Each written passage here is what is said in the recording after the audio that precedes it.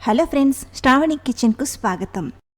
Friends, egg pulao చాలా సులభంగా టేస్టీగా ఎలా ప్రిపేర్ చేయాలో చేసి చూపిస్తాను. ఈ ఎగ్ పులావ్ చాలా టేస్టీగా ఉంటుంది.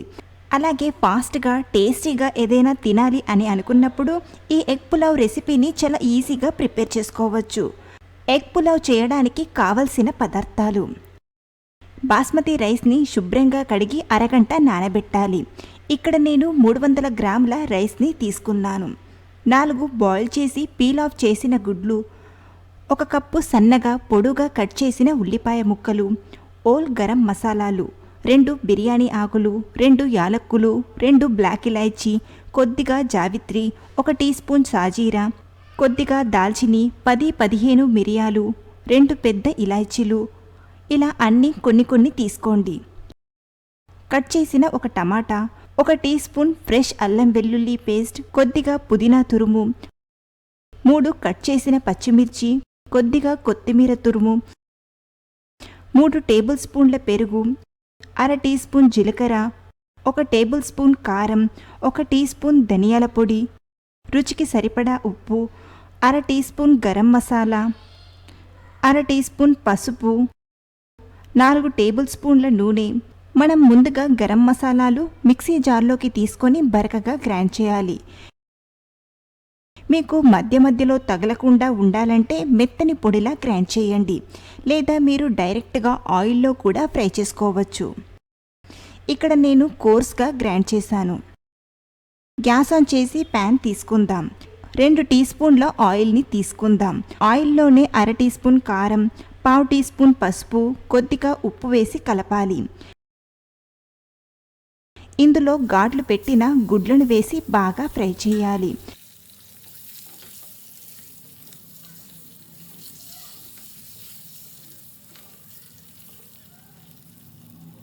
గుడ్డు కాస్త క్రిస్పీగా ఎరుపు రంగులోకి వచ్చేదాకా ఫ్రై చేసి పక్కన పెట్టాలి. ఇప్పుడు పెద్ద ప్యాన్ని కానీ లేదా గిన్నెను కానీ తీసుకోండి. ఆయిల్ని తీసుకుందాం. మీరు కావాలంటే ఆయిల్ ప్లేస్లో నెయ్యిని కానీ బటర్ని కానీ యూజ్ చేయవచ్చు. ఆయిల్ వేడయ్యాక 1/2 టీ స్పూన్ జీలకర్ర, ఉల్లిపాయ ముక్కలు వేసి బాగా ఫ్రై చేయాలి.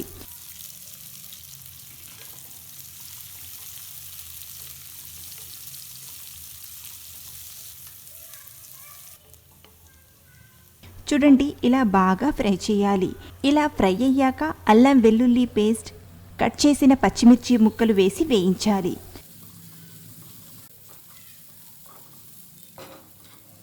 కట్ చేసిన టమాటా,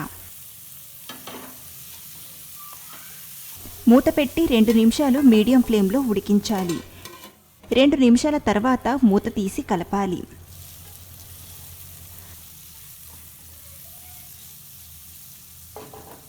పావు టీ స్పూన్ పసుపు, కారం, ధనియాల పొడి, గరం మసాలా, రుచికి సరిపడా ఉప్పు, మనం ఇందాక గ్రైండ్ చేసిన మసాలా పొడి, కొద్దిగా కొత్తిమీర ఆకు, పుదీనా ఆకు వేసి కలపండి. ఇలా 1 నిమిషం పాటు లో ఫ్లేమ్లో ఫ్రై చేశాక మనం ఫ్రై చేసిన గుడ్లను వేసి కలపండి.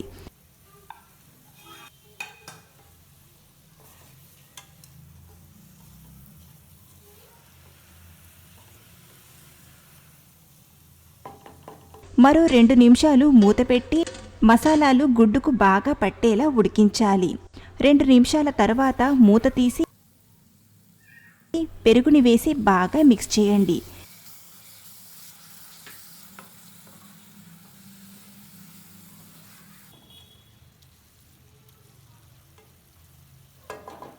మూత పెట్టి మరో 2-3 నిమిషాలు లో ఫ్లేమ్లో ఉడికించాలి.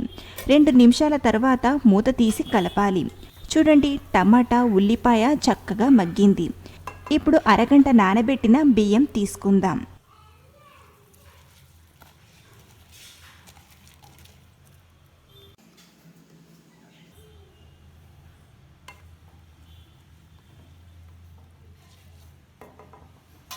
ఒక కప్పు బియ్యంకు 1 కప్పు పైన 3/4 కప్ వాటర్ని తీసుకోవాలి. ఎందుకంటే మనం బియ్యం సోక్ చేసాం కాబట్టి 2 కప్పులకు 1/2 కప్పు వాటర్ని తగ్గించాలి. లేదంటే మనం బియ్యం సోక్ చేయకపోతే 2 కప్పుల వాటర్ని తీసుకోవాలి.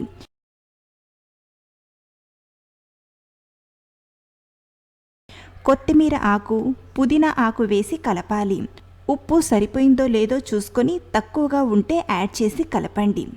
మూత పెట్టి 6-7 నిమిషాలు మీడియం ఫ్లేమ్లో ఉడికించాలి. చూడండి, వాటర్ దగ్గర పడ్డాయి. రైస్ కూడా 70-80% కుక్ అయింది. మూత పెట్టి మరొక 5 నిమిషాలు లో ఫ్లేమ్లో ఉడికించాలి. చూడండి, రైస్ చక్కగా పొడి పొడిగా వచ్చింది. మనం తీసుకున్న వాటర్ కరెక్ట్గా సరిపోయింది. మంచి ఫ్లేవర్తో ఎగ్ పులావ్ పర్ఫెక్ట్గా రెడీ అయింది.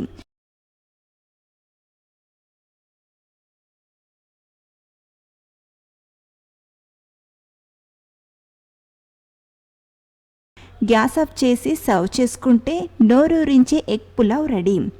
ఈ ఎగ్ పులావ్ని నిమ్మరసంతో, పెరుగు రైతాతో తీసుకుంటే భలే ఎంజాయ్ చేస్తూ తినేయవచ్చు.